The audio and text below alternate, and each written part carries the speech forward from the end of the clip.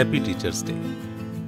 Teachers day पर live खूबसूरत है पॉडकास्ट की एक विशेष पेशकश सुनिए, जहां पर लेखक, विचारक, कवि टीचर्स डे पर अपने संस्मरण, अपने टीचर के साथ एक ऐसी याद शेयर कर रहे हैं जो उनके लिए लाइफ चेंजिंग मोमेंट रहा है, जिसे वो आज भी याद करते हैं और उसके प्रति कृतज्ञ हैं, ग्रेटफुल हैं। नमस्कार, मेरा नाम है अमित वाधवा, मैं हूं आपका दोस्त और इस पॉडकास्ट का होस्ट। आइए शुरू करते हैं। नमस्कार दोस्तों, शिक्षक दिवस की आप सभी को ढेर सारी शुभकामनाएं। मैं अंजलि खेर भोपाल से। लाइव खूबसूरत है पॉडकास्ट के माध्यम से आज अमित जी ने दशकों पुरानी उस खूबसूरत याद को फिर से ताज़ा करने और आप सब लोगों के साथ साझा करने का अवसर दिया। ऐसी खूबसूरत याद जिसने मेरी ज़िंदगी के मायने ही बदल दिए और आज वो मेरी ज़िंदगी का एक बहुत अहम हिस्सा है।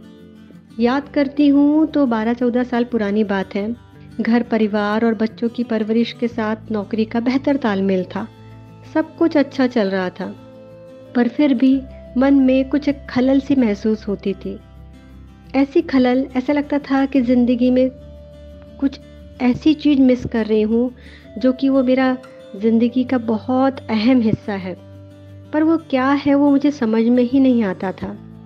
दोस्त तो होते ही हैं ना अपने दिल की बात साझा करने के लिए और एक दूसरे को संभालने करने के लिए, मोटिवेट करने के लिए।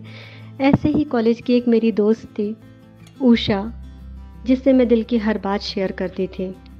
और बातों ही बातों में जब मैंने उससे बताया कि उषा, पता नहीं क्यों जीवन में एक सूवनापन सा लगता है, ऐसा लगता है कोई चीज़ मैं मिस कर रही हूँ, तो उसने मुझे बातों ही बातों में कहा कि अंजलि, तुम कॉलेज के दिनों में तो क्या खूब लिखा करती थी, तुमने क्यों छोड़ दिया लिखना? फिर से शुरू करो। कई मैगजीन्स और न्यूज़पेपर हैं जिसमें रेगुलर ऐसे कॉलम्स आते हैं या कॉम्पिटिशन्स आते हैं, तुम उसमें फिर से लिखना शुरू करो, देखना ज़िंदगी क्या खूबसूरत हो जाएगी। वाकई मैंने अपने पुरानी यादों को टटोला तो ऐसा लगा कि ज़िंदगी की आपाधापी और जिम्मेदारियों में अपने इस हुनर को तो मैं बिसरा ही गई थी। मेरी सखी उषा ने ज़िंदगी को खूबसूरती के साथ जीने की फिर से नई राह दिखा दी थी। पता नहीं क्यों ऐसा लगा कि जैसे एनर्जी सी मिल गई है मुझे, ज़िंदगी जीने का एक कुछ वजह मिल गई है कि खूबसूरत रंग भरे जाएं उसमें। पर इतने लंबे अंतराल के बाद लिखना कोई आसान काम तो था नहीं। फिर मैंने ऑफिस की लाइब्रेरी से किताबों को टटोला। बहुत सारी किताबें थी, मोटिवेशनल भी, कहानियाँ भी, कविताएं भी। अब मैंने रूटीन में इनको पढ़ना शुरू किया। कॉन्फिडेंस तो फिर से एक नए सिरे से जाग ही गया था। उसी बीच में एक अच्छे न्यूज़पेपर में मदर्स डे पर एक आर्टिकल मंगाया गया था।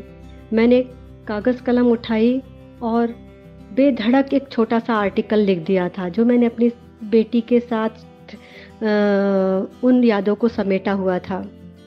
पहले ही बार लिखा हुआ आर्टिकल जब न्यूज़पेपर में पब्लिश हुआ तो कितने ही लोगों के खूबसूरत से कॉम्प्लीमेंट मिले कि कितना सुंदर लिखती हो, अब इसको लिखना बंद मत करना। और वाकई वह दिन था और आज का जो कलम का सफ़र चल पड़ा था वो कहानियों के सफ़र तक आ पहुंचा। और आज लाइव खूबसूरत के प्लेटफॉर्म पर मैं इस खूबसूरत याद को आपके साथ साझा कर रही हूँ। उस सखी ने, जिसने मुझे जीने की राह दिखाई, मेरी ज़िंदगी में खुशियों के रंग भर दिए, और आज सच में लिखना मेरे ज़िंदगी का एक बहुत अहम हिस्सा हो गया है।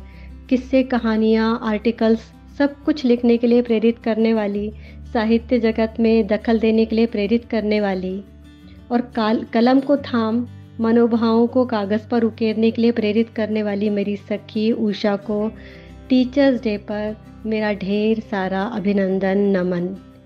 और इस प्लेटफॉर्म के माध्यम से मुझे उसे थैंक्स कहने का अवसर मिला है, इसके लिए अमित जी को भी बहुत बहुत धन्यवाद।